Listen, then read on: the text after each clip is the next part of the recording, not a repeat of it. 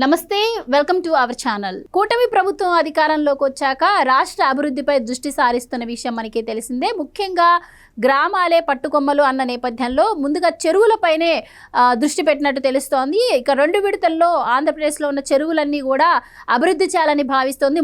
మొదటి విడతలో 680 చెరువులను జలవనరులకు పల్లె పుష్కరిణి పేరుతో అభివృద్ధి చేయబోతున్నారు అని తెలుస్తోంది. దీని గురించి మరిన్ని వివరాలు తెలుసుకుందాం. మనతో పాటు ఉన్నారు ప్రముఖ ఆర్థిక, సామాజిక, రాజకీయ విశ్లేషకులు మధుసూదన్ రెడ్డి గారు. నమస్కారం అండి. నమస్తే సార్, కూటమి ప్రభుత్వం అధికారంలోకి వచ్చాక మొన్న జల సంఘాల ఎన్నికలు జరిగాయి. క్లీన్ స్విప్ చేసేసింది కూటమి ప్రభుత్వం. సో ఇప్పుడు ముఖ్యంగా అభివృద్ధి అంటే పల్లెతోనే స్టార్ట్ అవ్వాలి అన్న ఉద్దేశంతో చెరువులను బాగు చేస్తే ఇటు ప్రజలకు, రైతులకు ఇబ్బందులు లేకుంటాయి అన్న ఉద్దేశంతో 680 చెరువులను మొదటి విడతలో అభివృద్ధి చేయబోతున్నారు అంటున్నారు. సో ఈ అభివృద్ధి ఎలా ఉండబోతుంది? దీనివల్ల ఇటు రైతులకు కావచ్చు, మరి పల్లెటూరులో ఉండే ప్రజలకు కావచ్చు, ఎలాంటి ఉపయోగాలు ఉండబోతున్నాయి? మీరేం చెప్తారు? ఇప్పుడు ఇది జల పుష్కరిణి అనే ఒక మంచి స్కీము కేంద్ర రాష్ట్ర ప్రభుత్వాలు రెండు కలిసి ఈ స్కీమ్ని లాంచ్ చేస్తున్నాయి. అంటే నీటి కొలను, జల పుష్కరిణి, కోనేరు ఇది ఈనాటి కథ కాదు.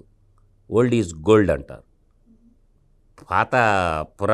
పురాణ కాలం నుండి కూడా మనం బాగా ఆలోచిస్తే గ్రామాల్లోకి వెళ్తే అవుపడతాయి. మీకు ఒక టెంపుల్ ఉంటుంది, ఆ టెంపుల్లో ఒక కోనేరు ఉంటుంది.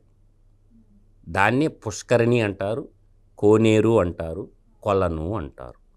ఎందుకంటే గ్రామాల్లో కావాల్సినటువంటి వర్షాకాలం పడినప్పుడు భూగర్భ జలాలు అడుగంటిపోకుండా అక్కడ చుట్టుపక్కల తాగునీరుకి, సాగునీరుకి అవసరాలైనటువంటి రాజుల కాలంలో చెరువులు నిర్మించారు.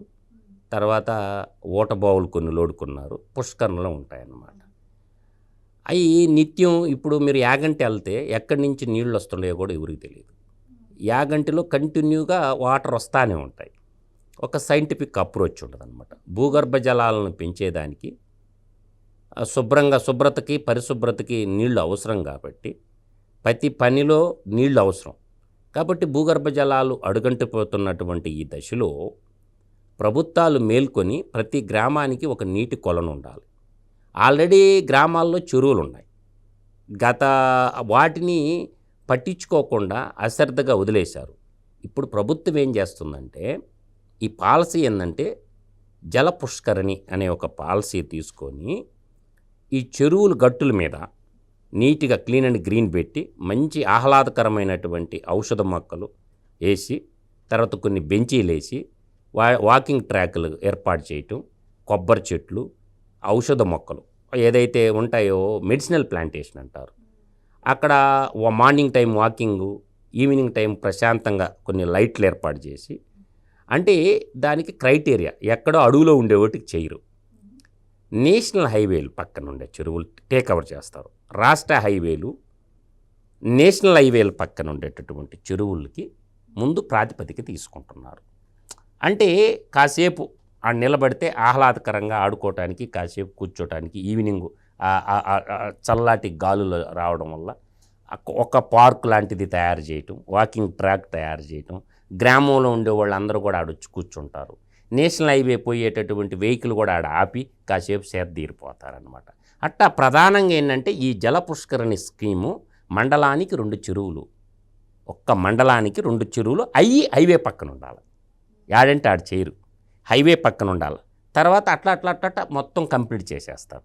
కాబట్టి ఈ జల పుష్కరిణి అనే స్కీమ్ అనేది ఒకటి భూగర్భ జలాలను పెంచడానికి ఉపయోగపడుద్ది, 2 ఆహ్లాదకరమైన చెరువు కూడా క్లీన్ అండ్ గ్రీన్గా ఉంటుంది. ఆ ఉద్దేశంతో చేస్తున్నారు దీన్ని. ఎప్పటికప్పుడుకి పరిశుభ్రంగా పెడతారనమాట. 2 దీనికి ఇంకొక లింక్ కూడా ఉందన్నమాట. ఇప్పుడు జల్ జీవన్ మిషన్ ఉంది, గుర్తుందా మీకు? జల్ జీవన్ మిషన్ కూడా దీనికి లింకప్ ఉంటుంది అనమాట. అంటే వర్షపు నీటిని ప్రతి కుటుంబానికి 200 లీటర్ల నీళ్లు తాగునీరు ఇవ్వాలా అనేది ఒక సంకల్పంలో జల్ జీవన్ మిషన్కి సంబంధించినటువంటి కొన్ని చెరువులు కూడా దీంట్లో ఎక్కడైతే నీళ్లు ఉంటాయో ప్రతి గ్రామానికి నల్లా కుళాయి ద్వారా ఇంటింటికి 200 లీటర్ల నీళ్లు ఇవ్వాలి, తాగునీరు, స్వచ్ఛమైన తాగునీరు ఇవ్వాలని.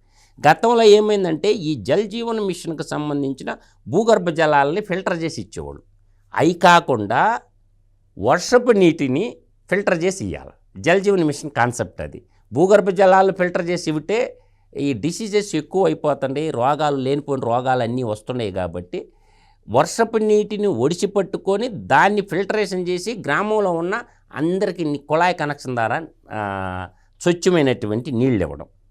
అంటే పెద్ద ఇరిగేషన్ ప్రాజెక్టుల నుంచి గ్రామీణ ప్రాంతంలో ఉండేటటువంటి చెరువులకి కనెక్టివిటీ ఇచ్చేసి అక్కడే ఫిల్టర్ చేసి ఏ ఊరికి ఆ ఊరికి తాగునీరు ఇవ్వాలని ఒక్కొక్క సంకల్పంలో భాగంగా ఇది కూడా ఉపయోగపడుద్ది అనమాట.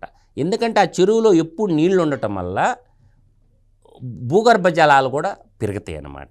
ఈ జల పుష్కరిణి టేక్ ఓవర్ చేసేటప్పుడు ఏదో ఒక ప్రాజెక్టు, ఇప్పుడు నాగార్జున సాగరు, శ్రీశైలం, సోమశిల డ్యాము, పోలవరం ప్రాజెక్టు, మనకు చాలా నదుల్లో ప్రాజెక్టులు ఉన్నాయి. ఈ ప్రాజెక్టుల నుంచి కనెక్టివిటీ ఉంటుంది అనమాట, పైప్ లైన్ కనెక్టివిటీ. ఎప్పుడు వాటర్ ఉంటాయి అన్నమాట. వాటిల్లో వాటర్ ఉండేటట్టు కూడా ప్రభుత్వం చూసుకుంటుంది అనమాట. ఏదో విధంగా ఈ జల పుష్కరిణి పథకం అనేది చాలా అద్భుతమైన పథకం. మండలానికి 2 చెరువులు చొప్పున కేంద్ర ప్రభుత్వం, రాష్ట్ర ప్రభుత్వం ఉమ్మడి ప్రాజెక్టు. 60% నిధులు కేంద్ర ప్రభుత్వం ఇస్తుంది, 40% రాష్ట్ర ప్రభుత్వం పెట్టుకోవాలి. దాన్ని ఎప్పుడు కూడా పరిశుభ్రంగా ఉంటాయి.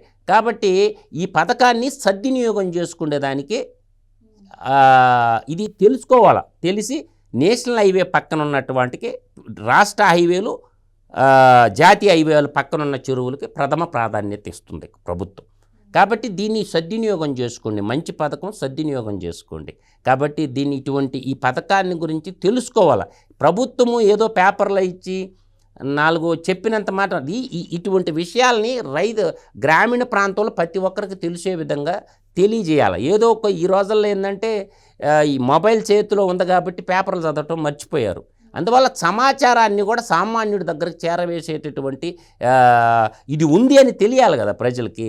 కాబట్టి పార్టీ కార్యకర్తలకు తెలియాలా, విఘ్నులకి, వివేకవంతులకి అందరికీ తెలిసే విధంగా చేయాలి. ఈ జల పుష్కరిణి ఈ పథకాన్ని మాత్రం ఖచ్చితంగా ఇంప్లిమెంటేషన్ చేస్తే మంచి ఫలితాలే వస్తాయి అనేది నా విషయం. ఎందుకంటే కట్ట మీద చిల్లకంపలు ఉండవా, ప్రశాంతంగా ఉంటుంది. మెయింటెనెన్స్ ఎవరో ఒకరికి ఇస్తారు. దానికి కొంత చిన్న చిన్న హోటల్స్ అనేవి వస్తాయి ఆడ. అందువల్ల హెర్బల్ ప్లాంటేషన్ వస్తుంది. కాబట్టి మంచి సుందరీకరణగా ఉంటుంది. కాబట్టి గ్రామానికి నీటి కొలంలాగా ఈ పుష్కరిణి అనేది మంచి కాన్సెప్ట్. దీన్ని సద్వినియోగం చేసుకోమని చెప్తున్నాను. రైట్ అండి, థ్యాంక్ యూ సో మచ్. నమస్కారం.